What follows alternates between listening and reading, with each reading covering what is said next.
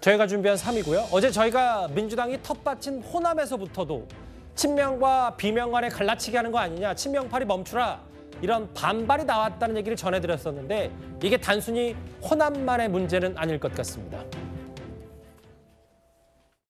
선거마다 유령처럼 떠도는 개파 공천이니 사천이니 공천 학살이니 하는 단어는 이제 민주당에서 사라질 것입니다.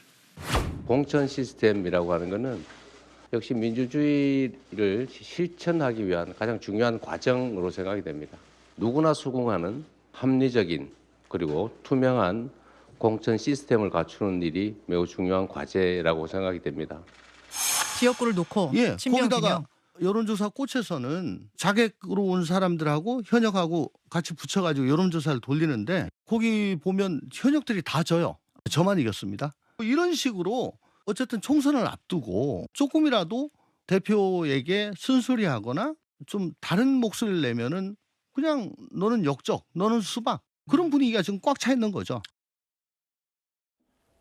이현정 의원님. 네. 물론 뭐 180석을 지난 총선 때 얻었기 때문에 교통 정리가 쉽지 않은 건 인정하면서도, 다만 너무 이제 친명계 의원들이 딱 타겟을 잡아서 초선 비례의원들이 비명계 지역구로 간다.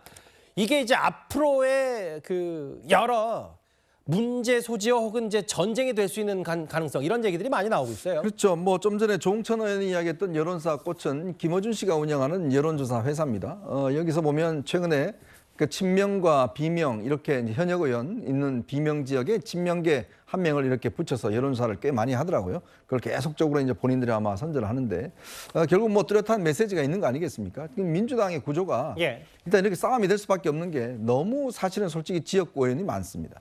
자, 그런데 또 한편으로는 또 너무 많은 또 이 정치 예비군들이 있어요. 왜냐하면 지난번 지방선거 때 낙선한 자치단체장이라든지 뭐 구의원, 시의원이라든지 또 그동안 이 국회의원을 하고 싶었던 많은 지금 자원들이 있기 때문에 저럴 수밖에 없어요. 특히 이제 지금 보면 이 당의 전체 분위기가 이제 친명계 위주로 주류로 가다 보니까 비명계가 있는 지역에 집중적으로 친명계들이 들어가서 경쟁을 하고 있고 그 친명 중에서도 찐명이 있고 진명이 있고 뭐 여러 종류가 있습니다. 어떤 서울의 한 지역 같은 경우는 뭐 이 현역에 좀 약하다는 소문이 나니까 거기에 뭐 한 6, 7명이 다 이제 경쟁자로 나서서 그 중에서도 정말 이재명 대표와 가까운 분, 조금 가까운 분, 덜 가까운 분들 뭐 이런 식으로 해서 지금 다양하게 경쟁을 하고 있다. 어쨌든 이재명 마케팅이네요. 그렇죠.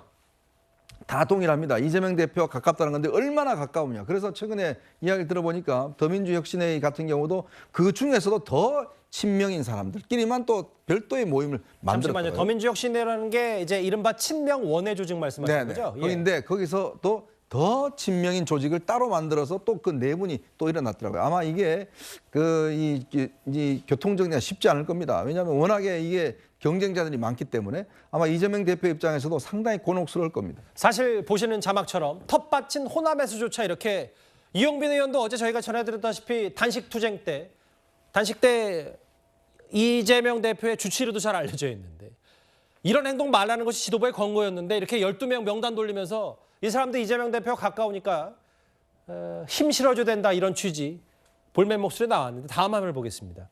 근데 최진봉 교수님 이런 것 같아요. 그러니까 비명, 친명, 공천 갈등 당연히 있죠. 뭐 어디든 마찬가지고. 근데 다만 최근에 문재인 정부에서 총리를 지냈던 이른바 3총리들이 이재명 대표 체제에 대해서 쓴소리를 하고 있고 어제 알려지기로는 또 동교동계에서도 30명 정도가 참석하는데 지금 민주당 친명 일색이다 혹은 개파 갈등으로 당 깨지게 돼서는 안 된다.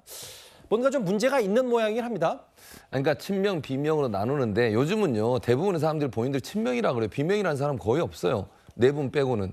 대부분. 왜냐면 이재명 마케팅을 안 하면 사실은 총선에 좀 불리하게 저격한다고 다 생각하기 때문에 그렇다고 저는 보고요. 그게 뭐 그렇다고 다 친명이냐 비명이냐 이렇게 가를 수 있는 문제는 아니라고 봅니다. 호남 지역 같은 경우는 특히 출마하려는 사람이 많을 수밖에 없어요. 거기는 사실은 민주당 공천받으면 거의 당선이 좀 잘 되는 곳이잖아요. 그러다 보니까 출마 예상자들이 너무 많아요. 그리고 아까 그 명단이라고 나온 것들은 지지자들이 만든 거거든요. 저게 당에서 만든 것도 아니에요.